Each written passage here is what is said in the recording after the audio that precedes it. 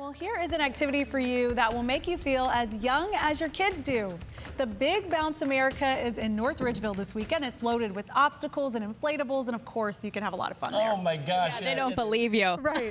Why is that? Why do you have that mentality about this? Well, there is so much to do and see at Play Ball Park. We've been there for the last couple of days. Oh, yeah. But one of the biggest attractions has to be the chance to read to some kids in the Collinwood neighborhood. I pronounced all the words correctly, by the way. It's where our station's latest little free library is. Hey y'all, what if we thought of fitness as leading by example as opposed to a punishment for ourselves? I'm Dora, I'm a personal trainer and a coach here in Cleveland, and I am bringing leaders into the gym with me to actually train, starting with Glenville.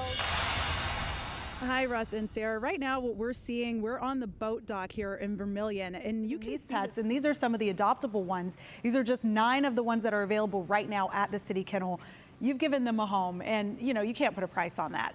But this weekend we're making it official. We are talking about anything that deals with dogs today. So metro parks, dog parks, anything you could think about to get your furry friend out the door. This is mine. The other one's being bad in the car, so we're gonna leave him in there. But take a look at what we do. There we go. There we go. Excellent. Austin and Dorsina.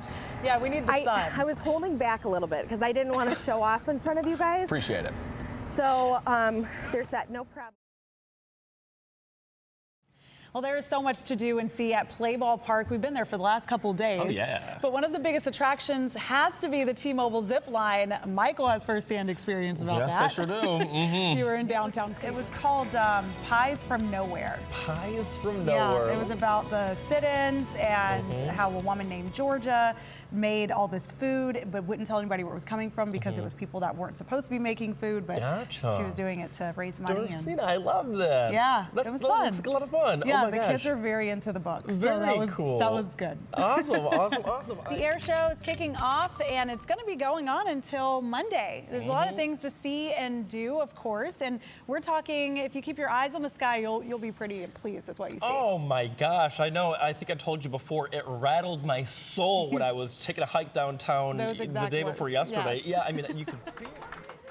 Well, the Ohio House of Representatives passed House Bill 277 today, and that is under this bipartisan bill. Interrogations for most major felonies will have to be recorded with video and audio at the very least. It is a small step that the Ohio Innocence Project hopes will set the judicial system on the right path, Russ. And talking to these guys today, I mean, this is the very least that you could do, I think. It is unimaginable, as we were saying earlier, to think about this. 20 years in prison for a crime they did not not commit. And they maintain their innocence the whole time. Wow. All right, Dorsina Drakeford, thank you. That climb, it was actually kind of beautiful once you got to the top, but it took me a minute to step off that ledge. I'll say probably the best part to me, all that looks fun, but the best part is how the GoPro fell and got you guys going across it.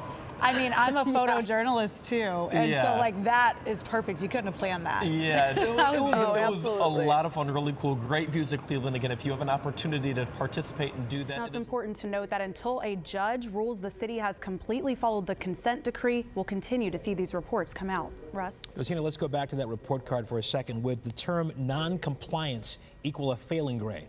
Well, not necessarily, Russ. It's a little bit more complex. We spoke with Judge Greg White, who says it's not a failing grade per se. Instead, it's an indication of what we have to work on. We can kind of think of it as a need improvement grade. I see. And what has been the city's response to all of this? Now, it's going on day 4 that the police chief and Mayor Frank Jackson have not made themselves available to talk with us about this. We'll continue to pursue that. All right. Dorsina Drakeford, thank you. Unfortunately, in the last 10 years, more than 10,000 people have been hospitalized for the flu just in Cuyahoga County. I know we're throwing a lot of numbers out there for you. It's not to scare you, but to make sure everyone is taking the right precautions to keep their families safe. Amelia was suspended on Friday, but the superintendent of the district says they're planning to investigate on Monday morning. A little too late for the 2 families who say hopefully this story shows other students and the district that bullying needs to be taken seriously. Dorsina Drakeford, 3 News.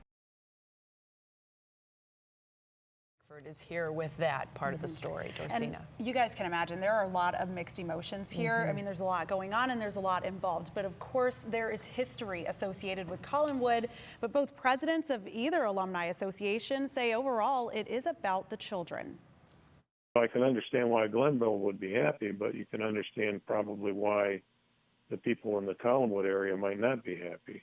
The president of Collinwood High's Alumni Association knows it's a big decision.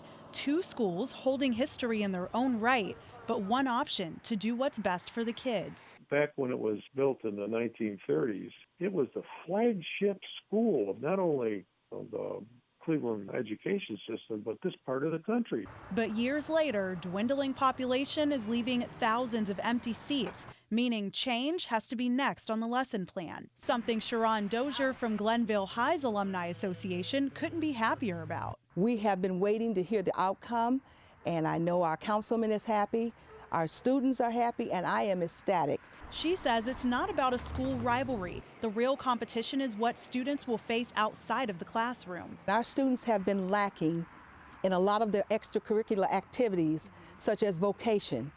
And we are happy to know that they're going to be bringing some of that to Glenville. Cleveland School CEO Eric Gordon says music and advanced placement courses will be available to more students, but people in the community see a broader issue. The energy and morale is down. I mean, people are sad when you think about this. It's not just closing a school, it's the breaking up of a family. I mean, you got plenty of resources there. Maybe we look to using it in a new way, in a better way to serve the community. And you can tell there the community is divided on this one, but we're going to find out more as the process rolls on, Betsy. Well, I have to. I like this little pause in between though. Now this is nice.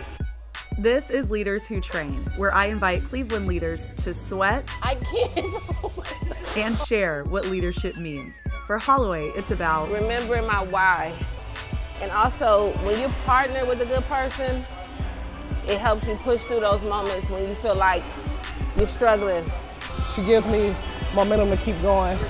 And even when it's tough, knowing the right people can make it doable. So in the workout, I could look at Sierra, and she was pushing through, and that was motivation for me to keep going. It's important to have good partnerships and good relationships, kind of help you keep pushing.